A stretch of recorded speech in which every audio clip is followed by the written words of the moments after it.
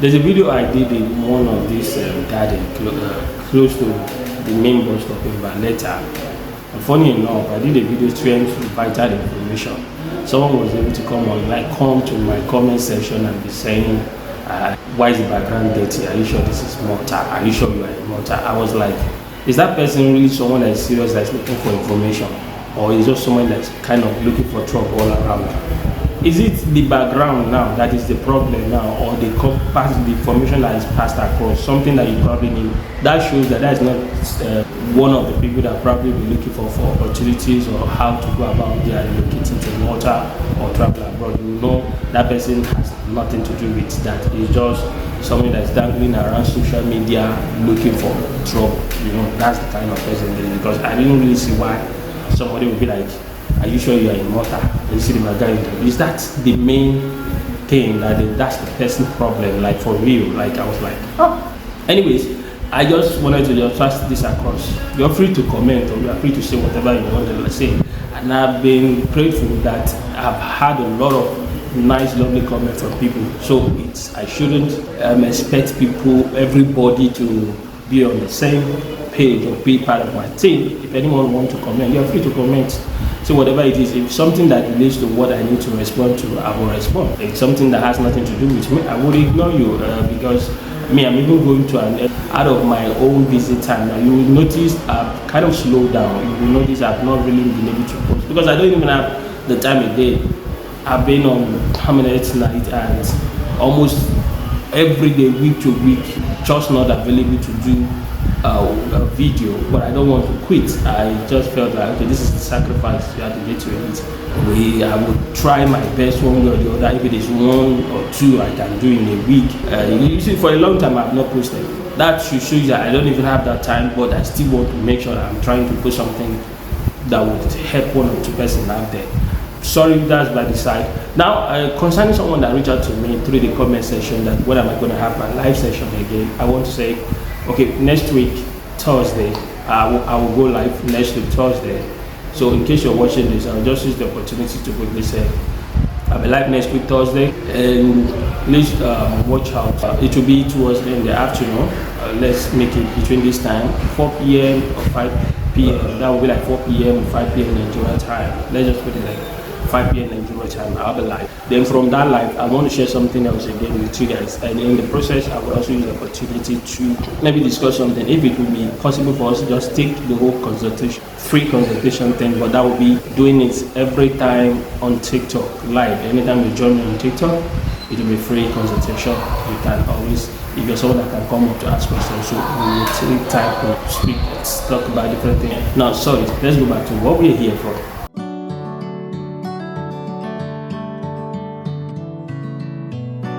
I just noticed these things I want to discuss with you guys about conversion.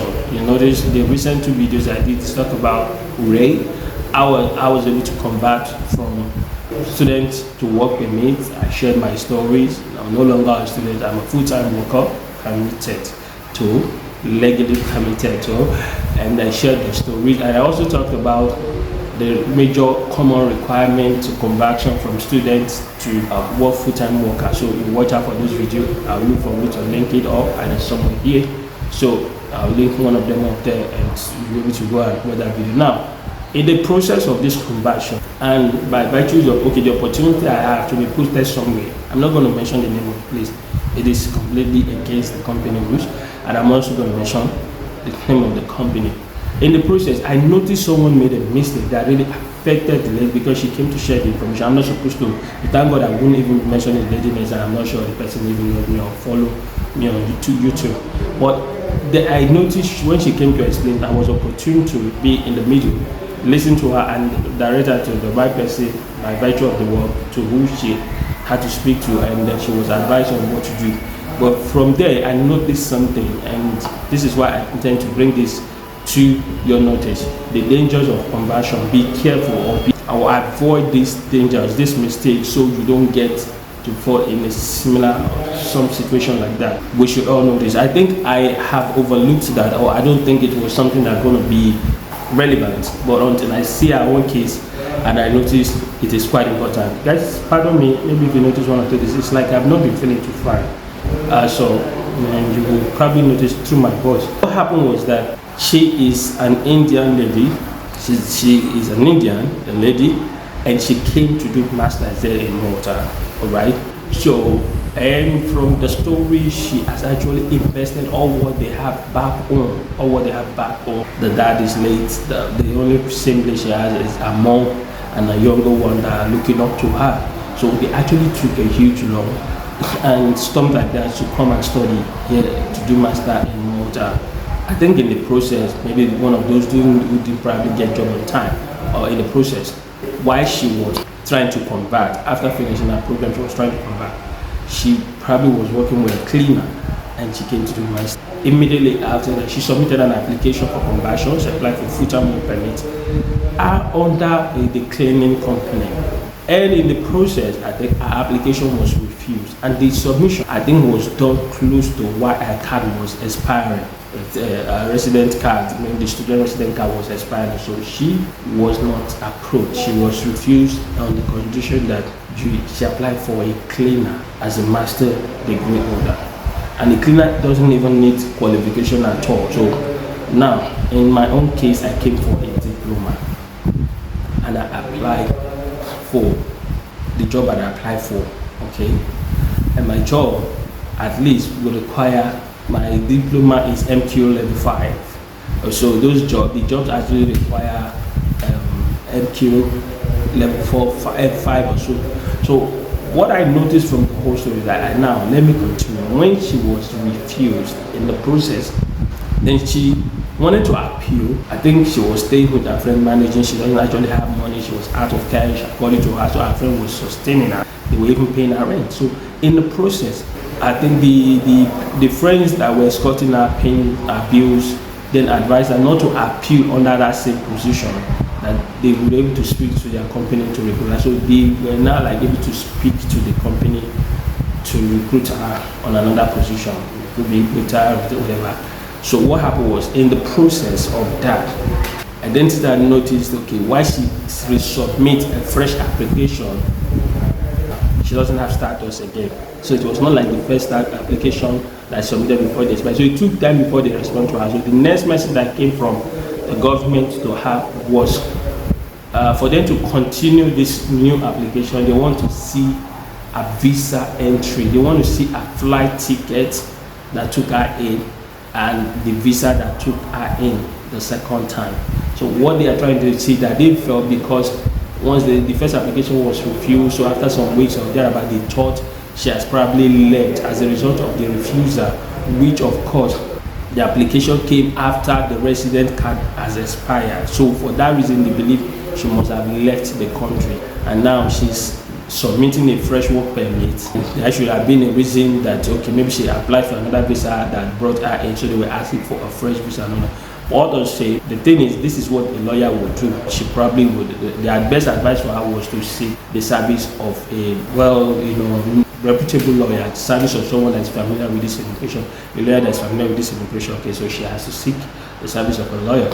That's by the side. So why I'm bringing this to your notice, that I now realize that, okay, true, it doesn't really go well. In my own case, it's the MQ level 5. My job kind of is MQ level 5. So advice that I would give to you, professional, if you are working with any agency or any company during your study as a part-time, then depending on the program you're coming for, maybe you're doing a diploma, a postgraduate, whatever, I think don't go for anything that does not require qualification.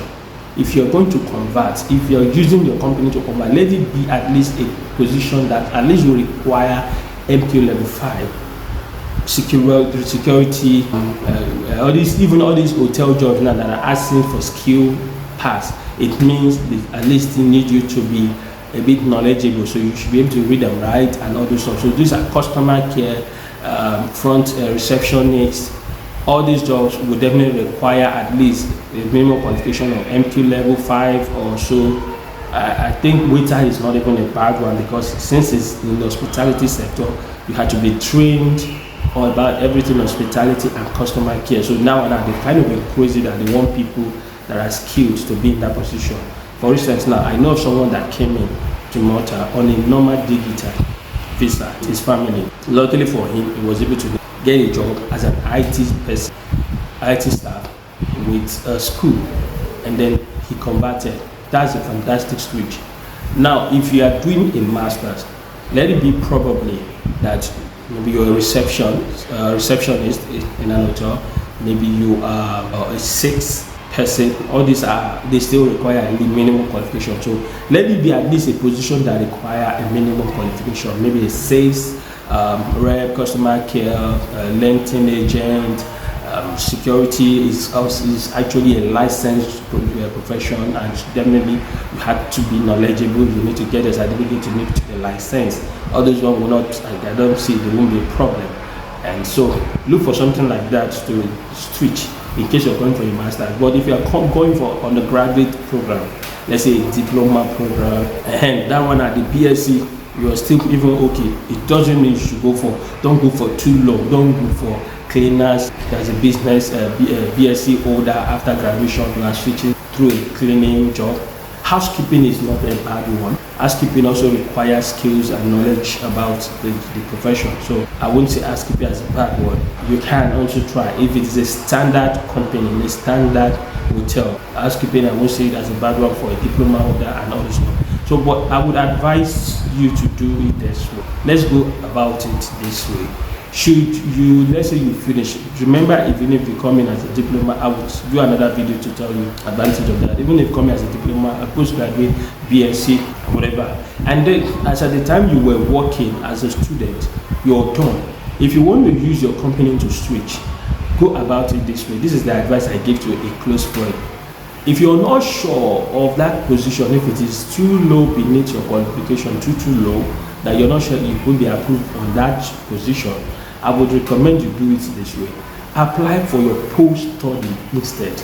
Okay, this is the solution I'm giving. And apply for your post-study work permit. Like for diploma, you should be able to get 7 months, and for BSc or master, you should be able to get 9 months, if not a year.